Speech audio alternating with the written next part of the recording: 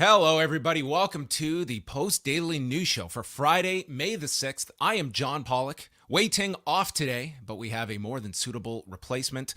Lots of stuff to check out on the site before we get into all the WWE earnings fun. If you missed it, MCU later from Thursday night for Post Wrestling Cafe members, a cavalcade of stars. Wei Ting, WH Park, Rich Fan from the Pro Wrestling Torch site, and Nate Milton all getting together to chat the season finale of Moon Knight. And then coming up this weekend, we will let everyone know we will be live here on the channel right after UFC 274, right after WrestleMania Backlash. There is a lot going on this weekend, including the Miami Grand Prix on Sunday afternoon as well. So a very, very busy weekend, but never too busy for this man who is joining us. It is our quarterly earnings chat with Brandon Thurston here at Post Wrestling. You can catch WrestleNomics every Sunday here on the site. And another record-breaking quarter, Brandon, and we can get right into things. Posting revenue of $33.4 million and net income of just over $66 million. Kind of staggering figures that we're just used to, Brandon, but to put into perspective, like the peak of the Attitude Era, like 99, 2000, like you're almost at this level that they're doing in one quarter of what the business was at the peak of many people's lifetime for WWF business. And that's what we're talking about for a quarter now. Yeah. No Formula One talk, by the way. It did not come up. I thought it was so close when he was just there on the Netflix. I thought with Drive to Survive getting renewed, I was like, okay. I think he's talked about it in the past, though. Yes. But yeah, if you compare it to the Attitude Era, which, everyone thinks of, rightly so, as the most popular era in this company's history, this is a much more profitable time today than then, even though it's considerably less popular today. And that's even adjusted for inflation, but that's just the nature of this very different business that we're seeing today that is so driven by media, by TV rights, by streaming rights even, and not so much by ticket sales.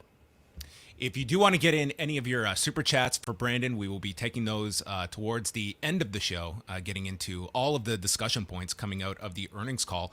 When it came to the estimates on Wall Street and your own estimates, Brandon, how did this quarter fare in terms of what they delivered? I estimated an 81-cent EPS, which a lot of people probably don't know what that means. It's just an impression of profit, basically. And it ended up being, I believe, was it 78? No, not 78. 76 cents. 77.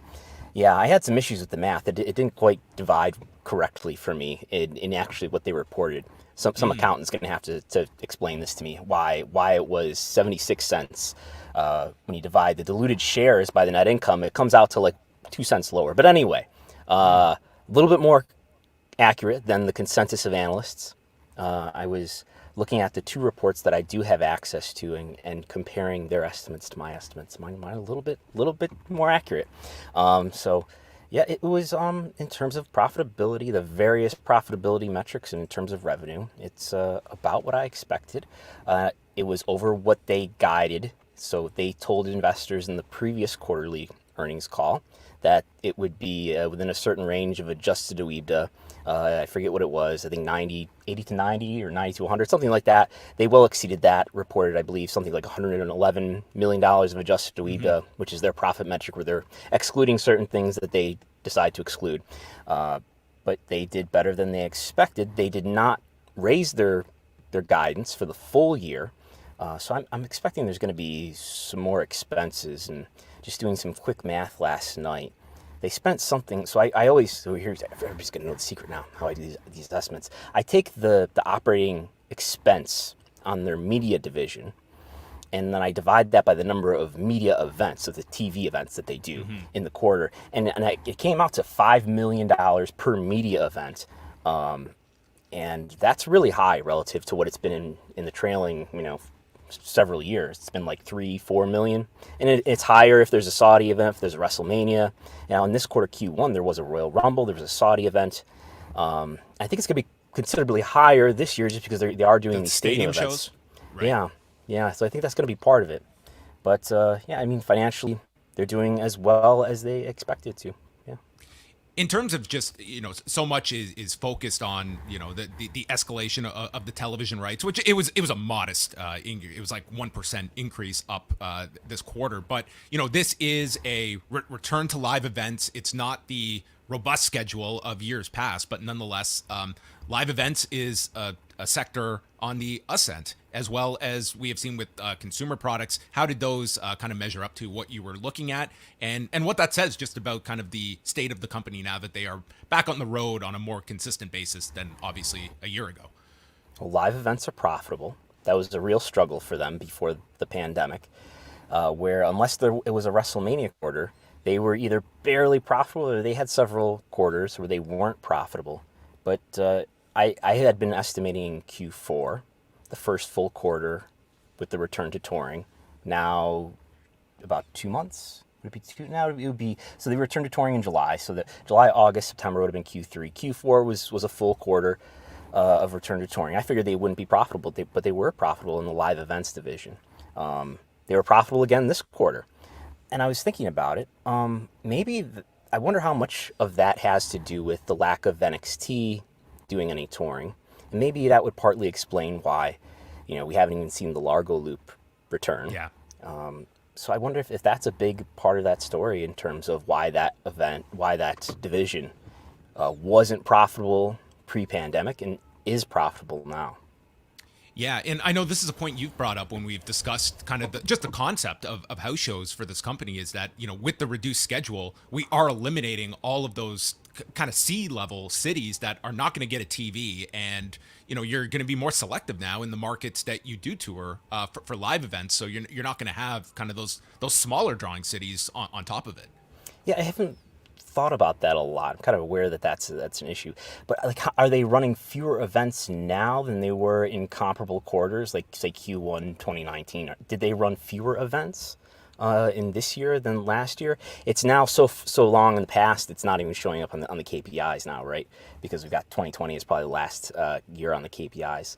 But yeah, there's a value in doing house shows, even if they're not making money. And maybe they are. If NXT was such a big part of it, if it was, then maybe house shows are kind of profitable, and it is a marketing tool to go to a city and to,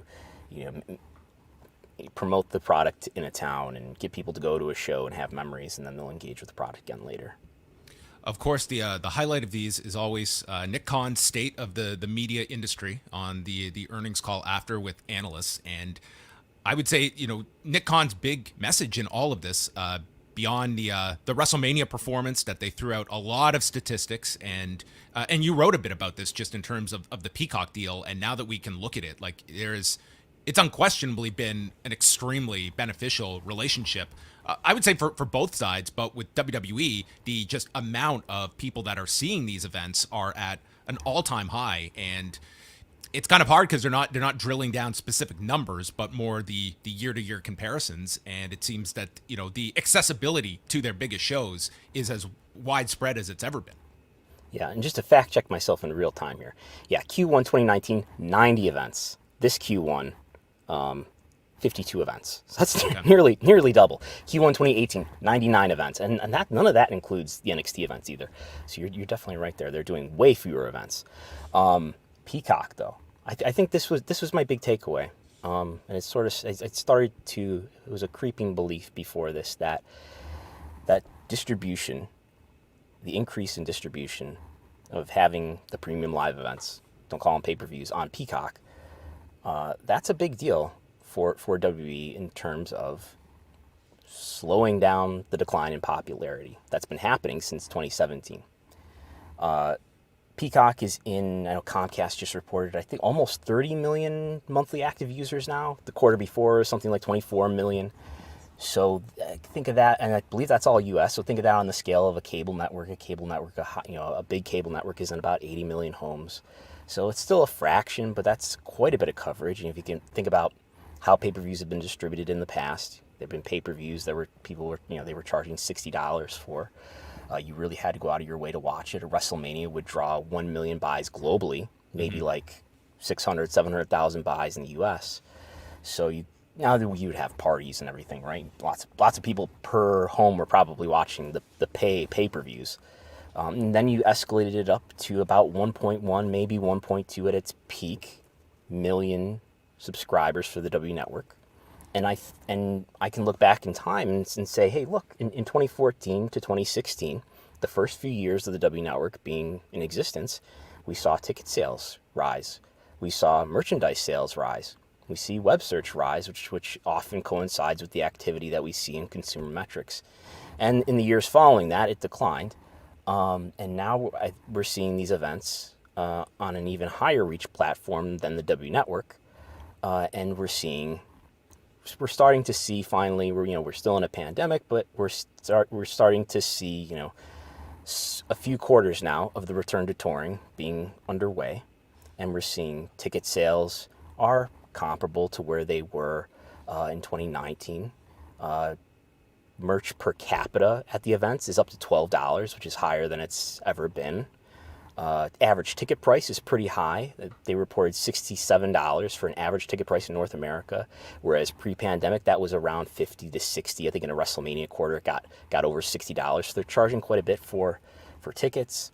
Their e-commerce sales, which did really well during the pandemic, during the time of no touring, and offset a lot of the lack of venue merchandise. That was really high. But if you compare that to the e-commerce sales of pre-pandemic, what they reported in this quarter is better than the Q1s of the past. So, and I see web search in the US and worldwide up a little bit year over year. So that tells me that, well, maybe all of this draining of W's popularity that we've seen from 2017 to 2021, I think that's finally stabilizing.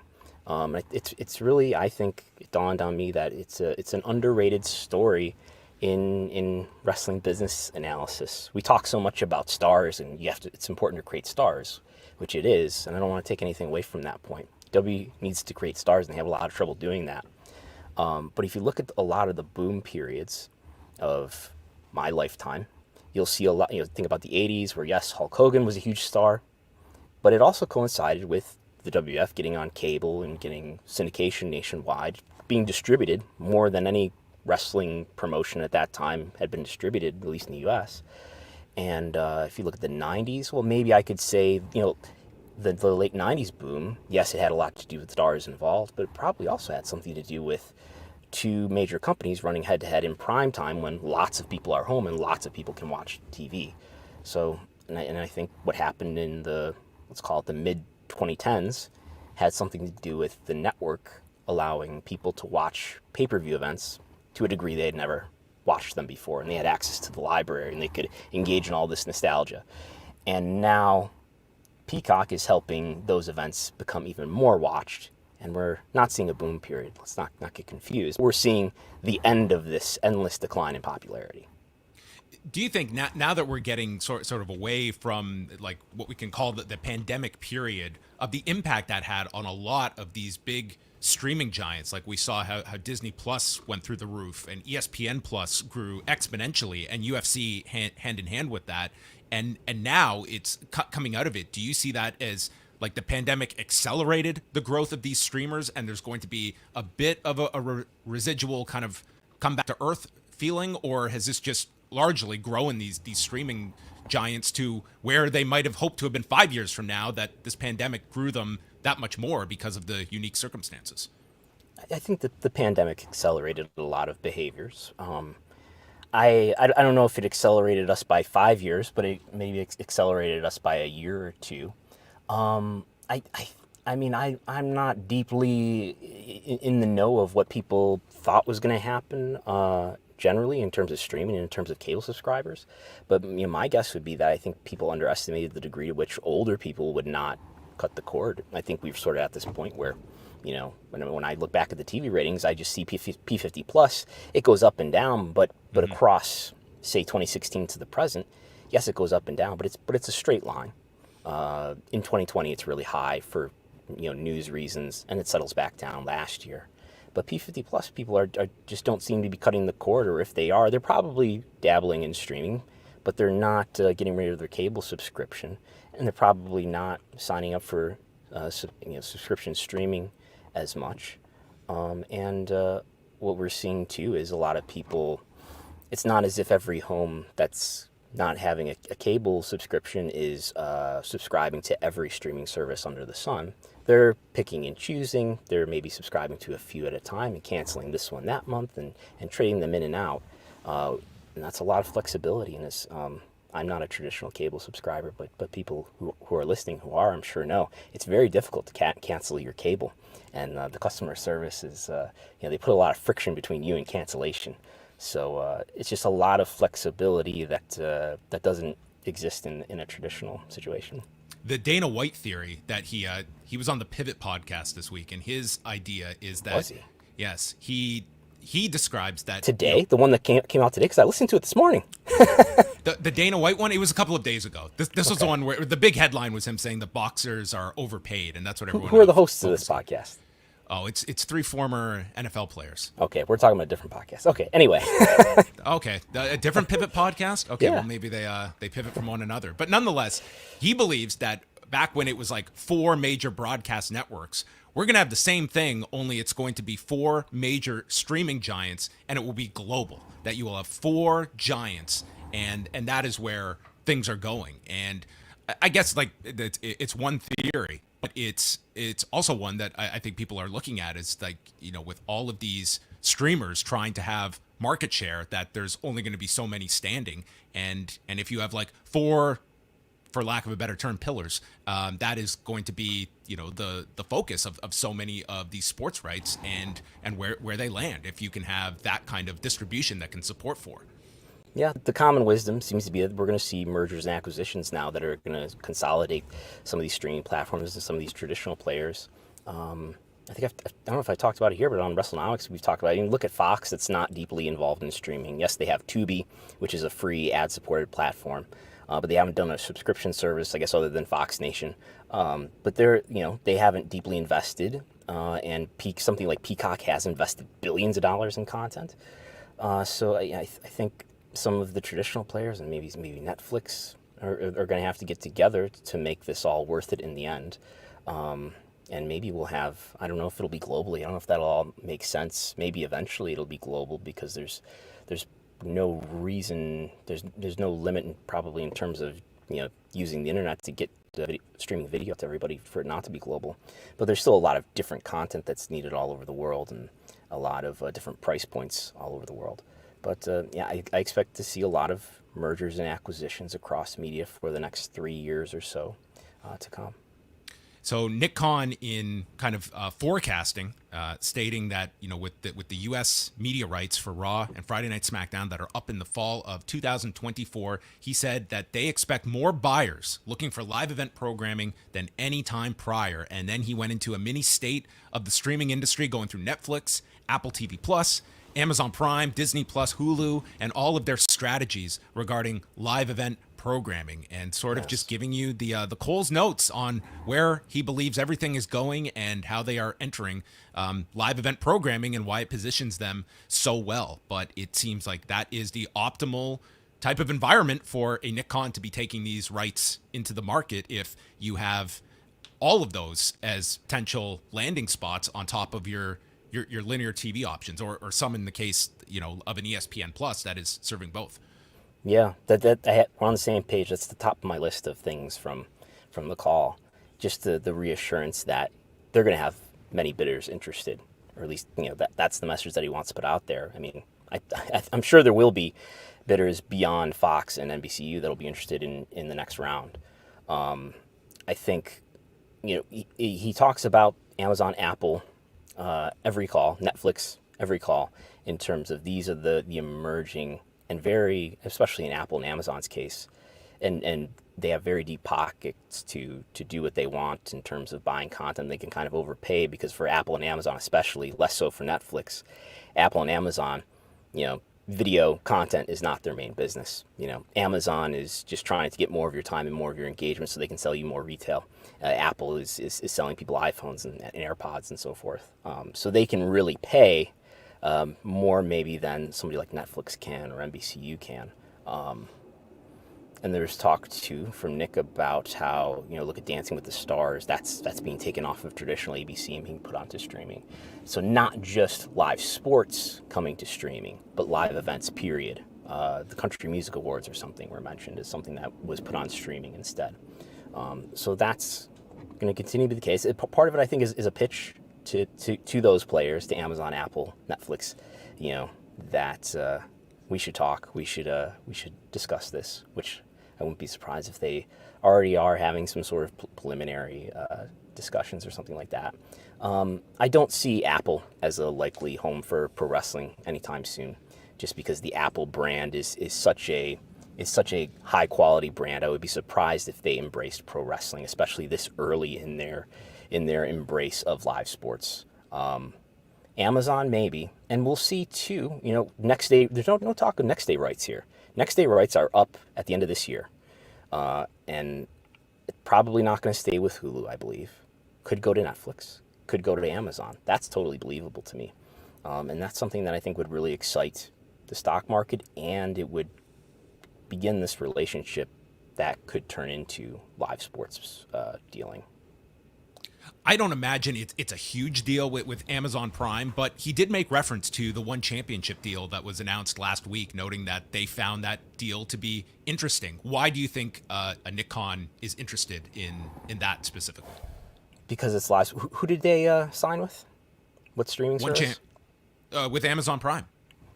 Because it's live sports and it's combat sports. It's nearer to what WWE does than any other sport, I guess.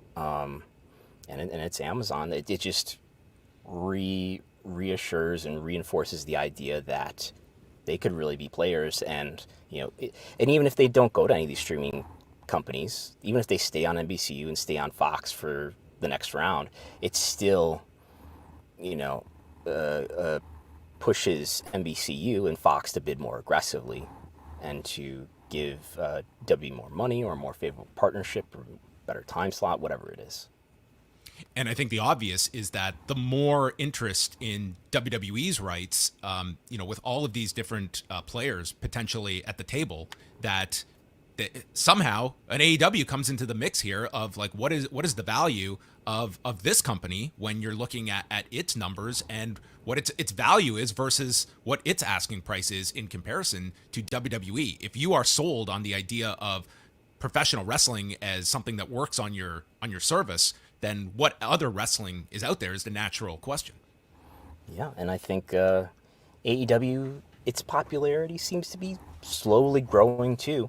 That's something we've talked about quite a bit on WrestleNomics lately, and I know there's been talk elsewhere in the wrestling media ecosystem about that. I've been thinking lately, I don't think I've said this anywhere yet, like I was, we just had a big episode last Sunday going over what I think AEW could be worth in terms of TV rights, 3x, maybe as high as 5x, just based on the number of hours and the ratings that they're doing compared to other sports properties and compared to WWE. I think you look at Rampage and what Rampage is doing. It's a 1 hour show, not in a good time slot. I wonder, if it were, up to me, I would probably try to sell Rampage as a streaming product and let that be on a streaming platform. The problem with streaming is that it's important to these media companies. They want to grow this streaming platform because they're trying to catch behavior from people who are never going to subscribe to cable. But it's still really important, as it turns out, to be on traditional linear TV because that still has the biggest reach. So you leave Dynamite on a traditional network like TBS, and you're reaching a lot of people that way. And maybe it's fine to put Rampage, so your secondary shorter show or whatever duration it ends up being, to a streaming platform. And the impression that I'm getting is that these companies are kind of overpaying a little bit or paying a little bit more for streaming because what the content provider like AEW or WWE is not getting when they go to streaming is the big reach, because there's only, say, 20, 30 million subscribers here as opposed to like 70, 80 million subscribers on traditional TV. So you get a little bit of money, get a little bit more money for going over there, and you probably reach more people by being on a streaming service while being on traditional TV. So I think that's a play, and sort of the more complex you can make the deal, as we found out in 2018, even the more money you can get by splitting up who you sell the rights to.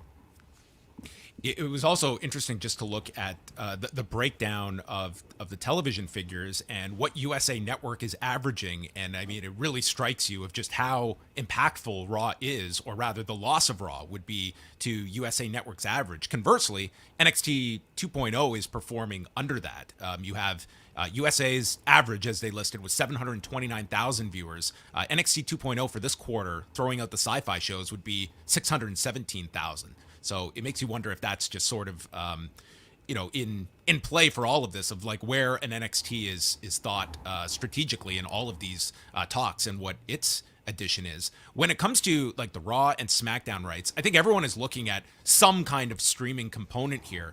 Do you see it being something where it is just certain episodes per year are earmarked, or could you see something creative, whether it be a third hour of SmackDown or an hour of Raw, that becomes streaming only, and trying to feed both sides of linear and digital? Could you see them going that deep into breaking up a show and sending your audience to multiple locations? Yeah, a third hour of SmackDown. I know we've that's been I'm ready about. for it. I'm ready for 3 hours of SmackDown. I think we're getting a second hour of Rampage. Yeah. I think they're only going to ramp up.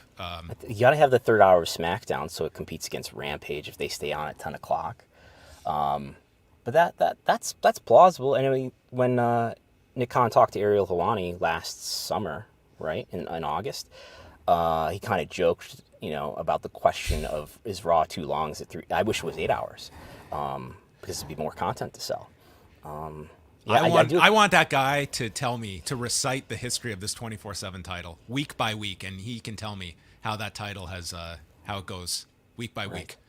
It's like in terms of NXT, I don't know. Like, it's clear they've clearly punted on the idea that this is going to be something that's going to draw ratings. I think they kind of understood, if you kind of read the tea leaves of what Triple H has said, that he had sort of acknowledged that ratings were down and that they've stabilized, which I guess they have. But it's if they had any hope that NXT was going to be a strong media rights program, I don't think they would be doing what they're doing with it. But yeah, it's not doing great. But Raw and SmackDown are doing okay. SmackDown especially. There was a question on the call from Stephen Cahall of Wells Fargo. He wanted to know, I think he was nicely trying to ask, what do you say about ratings not doing that well after WrestleMania? Because there was a lot of talk about how great the WrestleMania viewership itself was. And Nick kind of talked about Q1, and he said, actually, if you look at the quarter, ratings are up. And as I tweeted this morning, if you look at the KPIs that they published yesterday, ratings are not up. Raw is down. SmackDown is flat. In the numbers that I have, SmackDown is up 1%. In the demo, they're both down. So I don't know what exactly he was getting at there. But in terms of their rank, I almost wonder why they don't just focus less on the viewership number, still publish it, sure, but I don't know why they don't publish some form of their ranking.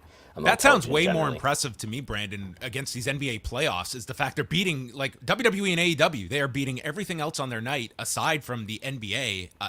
That is something to trumpet. Yeah. And he brought up that, hey, on you referring to April, I think 22nd, on Friday night, SmackDown actually beat the NBA and ABC. Well, there was an ESPN basketball game that was doing like twice the viewership of either SmackDown or the ABC NBA game. But yeah, other than that, good performance from Nick Khan. The other thing about the viewership with WrestleMania, and I know this was published elsewhere a few weeks ago, that 56 million viewers in India watching WrestleMania. I'm trying to find out like what exactly that means. Is that a like-to-like comparison, the way that we think about like P2 Plus total viewership? I don't know, because I've been looking, because I figured, cricket must do huge numbers. So let me start Googling cricket viewership. And what I see in some articles is you see the reach, they're talking about reach, and then sometimes they're talking about like the average viewership. And the average viewership would be what we're familiar with, SmackDown doing something like 2 million viewers. So 56 million viewers in India, if that's an average of how many people watched the entire, I guess, 2 telecasts, or unless that's just like the reach number of people who watched a part of the telecast, I'm not sure. But 56 million viewers. I know India is a huge country in terms of population, 1.38 billion people. That's like 4% of the population, though. That would be the equivalent, because I just did this math before I came out with you, that would be the equivalent of of AW, if say WrestleMania was on television traditionally in the U.S., that would be like 13 million viewers watching, a W telecast, which is like on the level of only the NFL and like some college football stuff does viewership that's that high. So trying to find out if that's the number that it seems to be, which would be, I think we would have to go to Ricky Dozon and the Destroyer, people watching through the shop windows to find a number that's that big. Yes. Well, this also, they are really running hard with the 156,000 people at WrestleMania figure. So, I mean. Oh, yeah, they love that number, right? They cannot be upset if people do not give the benefit of the doubt for. So I would love to see some of the accounting for some of these figures, but we'll see it. So next quarter, we'll probably see if history continues to be the case. We'll see the average attendance with WrestleMania, the average attendance without WrestleMania. We'll do the math, and we'll figure out within a range what the paid attendance must have been, because that's what they're publishing in those KPIs for average attendance. That's paid attendance. 1 year from now, the first quarter report for 2023, do you expect that by this time next year, they will have their deals in place for Raw and SmackDown, which would be roughly the time the last deals were announced in the spring of 2018? Do you see this? Do you see this being right about a year from now? Do you expect deals, or do you think this could go just later into the life of the contract? I think it was after the Q1. It must have been. I have the sense that it was after the Q1 call in 2018. I would have to look. I want to say that there was a short period of time, right, where it was reported that they sold Raw to NBCU, and they're putting SmackDown on the open market. And then I think a couple weeks later they announced the SmackDown Fox deal. That might have even been June. I'm not sure, but I would guess a little bit after Q1. But that usually is when it is, and that's even when it was, I believe, in 2014, around May, June timeframe. End of June 2018, they put out their press release for Raw and Fox Sports getting SmackDown. So a bit later. That seems later than I recall it being, but June 26, 2018 is when they put out a press release. But that was after everything was finalized, and NBC was done first, and I'm pretty sure that was in May. So there you go. That is the next year ahead. Brandon, do you identify yourself as a gamer? No. I've been asking around to what a role-playing game is. I haven't got any solid answers yet, though. Yes, you and I guess, are part of the 20% that do not identify as gamers that follow WWE programming. But that was Stephanie McMahon's part. Paul Levesque absent from this call, and I guess only notable when the Performance Center question came up about their strategy for expanding performance centers, and Frank Riddick took that one. And I thought that was telling. Yeah, I thought that it was as well. The fact that was Paul Levesque's subject matter, and it did not sound like expanding performance centers was something that they are all that keen on in the future. Yeah. Like it's a very interesting development process that they have. Like they're very much touting the NIL program, but as you mentioned, like I don't see any move towards more touring for your talent. It seems to be that we're going to have this very quick in and out system where we're going to assess talent on a very quick basis. You either have it or you don't, and we're going to rush you to TV, and we're going to, if we have 100 people come through the doors and we get 3 people that make it, great. That's fine. Not 30-day rolling contracts. I thought it was telling that, and I may be reading too deeply into this, but I thought it was telling that there's a question from an analyst about performance centers, whether you're still thinking about building them or something to that effect. And there were 2 questions in part of this, in part of what the analyst was saying, and Nick took the one question, and he said, for the other question, I'm going to let Frank take care of it. And Frank Riddick is the CFO, the Chief Financial Officer, which tells me that, if it's the case that we're not doing that anymore, but it's just we're not ready to say that publicly, I'm gonna shove this off to the financial guy who may have to say, well, we decided maybe it's not cost effective, it's not a great idea financially to do. But yeah, it's definitely not something. Why, if you're doing an NIL program and you're focusing a lot on college athletes, why do you need performance centers all over the world? I don't think this vision of talent development would ever build a UK performance center at this point. In the UK, NXT seems so de-emphasized at this point. Before we wrap things up, I also wanted to just touch upon today was the official public on sale for AEW and New Japan's Forbidden Door show that's happening at the United Center June the 26th. They had the pre-sale on Thursday, and tickets were gone of the available allotment within 40 minutes. And I haven't seen the latest updates, but it looks like there were only a few thousand tickets left. This has been an unmitigated success for the show. Was this kind of the demand you sensed for this show? Was this at all a surprise for this concept? No matches announced, selling out the United Center immediately. Yeah, I wasn't sure. I guess it did a little bit better than I was expecting. I imagine that it would, I guess, sell out eventually. I don't know that I was confident it would sell out as fast as it did, though. Yeah. It is just, I guess, mainly, how many times are you going to run Chicago? But they sold it out anyway.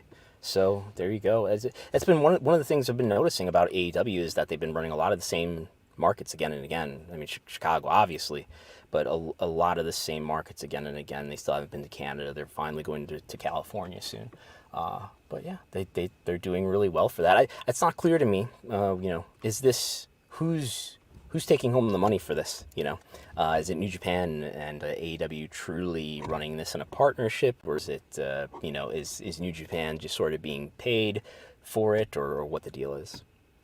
Yeah, it is an interesting question of how you would break that down, because we do have the comparable of New Japan running shows featuring AEW talent, and they're trying to fill 2,000 seat buildings. And, this, while it's being promoted as like a co-promoted event, this does feel like this is an AEW show with New Japan talent attached to it, and the difference of 12,000 people is going to be the pay-per-view will be the biggest part.